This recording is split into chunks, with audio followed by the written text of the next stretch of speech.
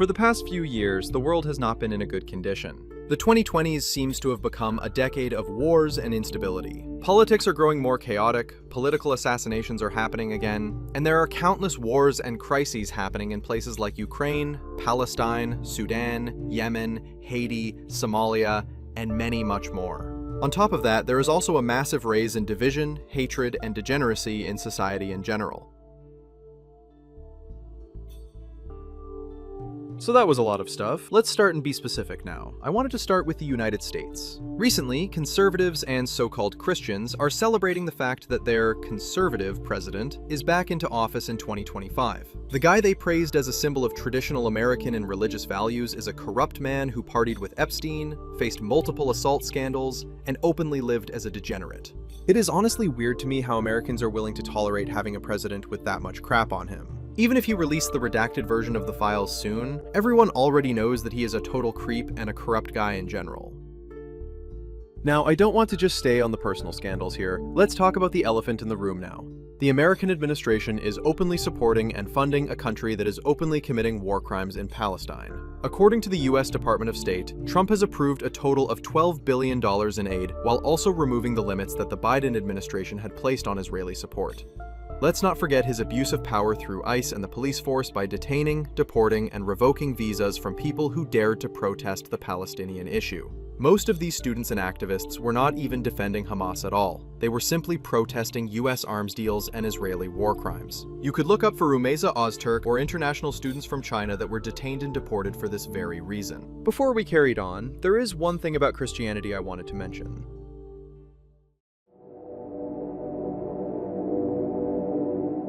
Speaking of, I wanted to talk about the corruption of religion. They like to say that more people are becoming more Christian lately, but Christianity today is much more degenerate than it has ever been in decades. Not limited to American Republicans, Christians today are much more prideful, racist, and supportive of corrupt leaders than ever before. Not all Christians, obviously, but this new generation of Christians always spew nothing but arrogance and filth. Like, not even kidding, these guys somehow thinks that being a Christian apparently means that you should hate on immigrants and oppose social welfare programs. I mean, these guys did literally say empathy is a sin. In short, the Christian youth has been affected by years of internet culture and right-wing propaganda, and it really shows in how they behave. Yes, thank you so much. Thank you. Let me be just what I need. Aside from all that, we're also seeing the degradation of young Muslims in our time. Young men are increasingly looking up to red pill influencers and online figures who degrade women and scam people for a living. The funniest ones are these brain rot podcasts that I think would be a much worse PR for the Muslims than any propaganda could ever do.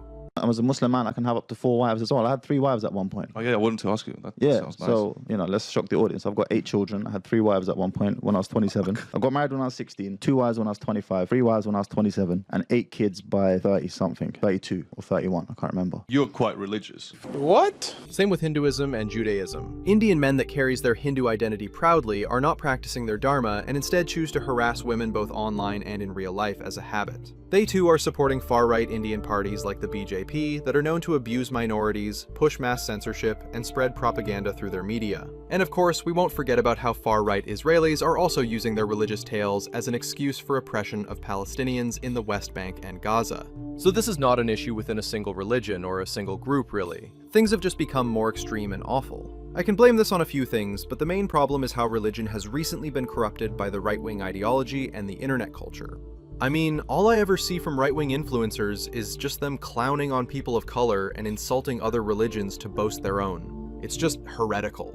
You may have think that the left is also awful for things like making fun of Charlie's death and stuff like that, but they are just doing what the right wing does. I don't condone what they are doing, but you guys are normalizing being demonic for over 10 years now, and when the left makes some dark jokes about Charlie, suddenly it is bad to do bad things? Now, it would be unfair to criticize the right without saying anything about the online left. To be fair, a lot of leftist creators have had some dumb takes, like supporting Yemeni pirates or maybe some questionable sexual takes. However, I never see them intentionally spewing abhorrent things for clout. And again, I am not saying every right-winger is evil like you guys would. It is just that the top brass of the conservative movement are pitting us up against each other. This brings us to the next thing I wanted to talk about, which is the problem with social media. Aside from the serious geopolitical issues going on, people are more divided than ever now. The internet culture has pushed a lot of degenerate influencers into the algorithm, and all they do is just spreading rage bait and filth. Okay, if I ever wanted to get canceled, this is the video. I saw Cuties last night and it was pretty good. It's a pretty good movie. I mean, I don't think it's just rage bait. These people are actual groomers and it's just funnier how the religious ones are always the most deranged people ever in this case. It is best for you to realize that they are only profiting from being jerks, and it is best for everyone if you don't listen to them.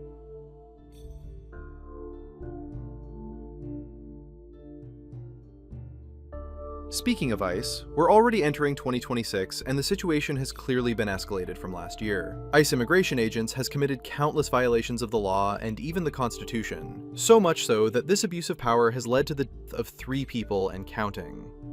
It's kind of disappointing to me that no one in the government seems serious about investigating these abuses. For now, I think the best thing to do is to keep pushing through lawful protests and public pressure so the people responsible can actually be held accountable. This is an unrelated thing to say, but I feel like things are going to continue to be awful this year. With the current trend of politics getting hot and all that, I'm expecting some things bad going on. No need to be panicked, but all I'm trying to say is stay safe and be vigilant to you all.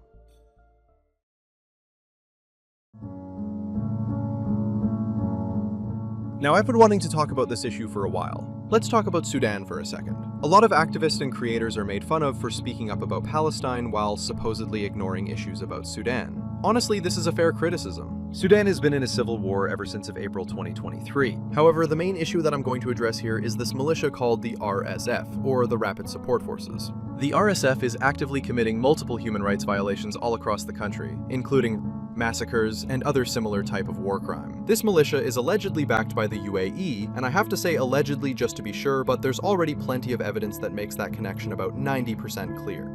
These Rapid Support Force guys are also supported by the Russian Wagner Group active in the region, presumably to overtake local gold mines.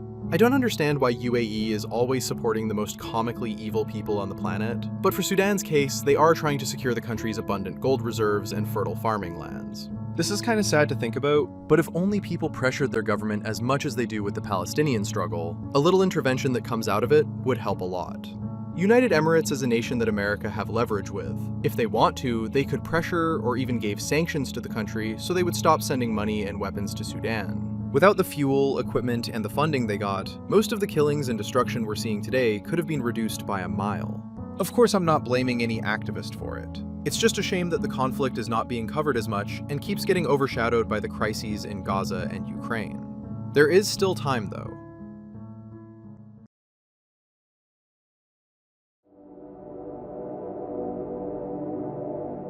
So I made this video before the Charlie incident took place, and I feel like I still had to address it somehow.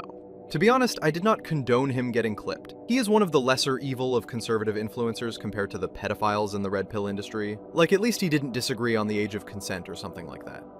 I still don't think Charlie is a great guy for all his views, though. He still had a lot of dumb takes and is pretty awful for his support of Israel and other right-wing slop he is parroting.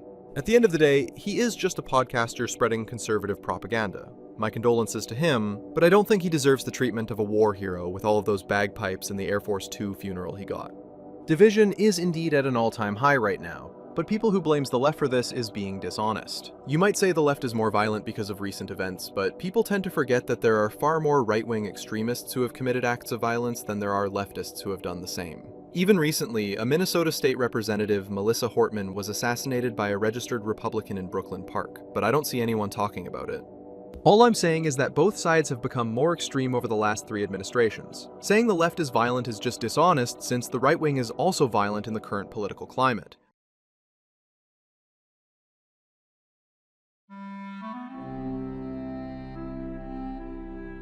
So that's all I really have to say about the current situation. Aside from spreading awareness, it is a little introduction for people to understand what's behind a lot of the issues we're seeing today. So what are we going to do now? The point of this video isn't just to tell you about it and nothing else. You shouldn't just be quiet and do nothing. You can use your rights to protest, your free speech. You can use your money to help the Palestinians. There are many things you can do to help. In short, just try to amplify your voice and do what you could to help. I mean, you could just help by acknowledging what's going on and letting everyone know. Make sure they release the Epstein files, shed a spotlight on Palestine, or simply call out religious hypocrites for the degenerates they are. There's a lot to speak up on, and you can start anywhere. Now, I have one last thing to say. Aside from my advice to go loud, I really want to remind people to stop this hatred of each other. I respect a lot of conservatives who actually live by their values, and I respect leftists who are not cornballs. You don't need to fight each other right now. Your real problems are those degenerate influencers who profit from your rage, and politicians that used you for their gain. So that is all that I'm going to say about the general situation right now. This is just the tip of the iceberg, and I will probably get into more details some other time. A quick disclaimer to any Indonesians that watch this video. I will be posting a video about Indonesia in the next few days, so stay tuned and turn on your notifications.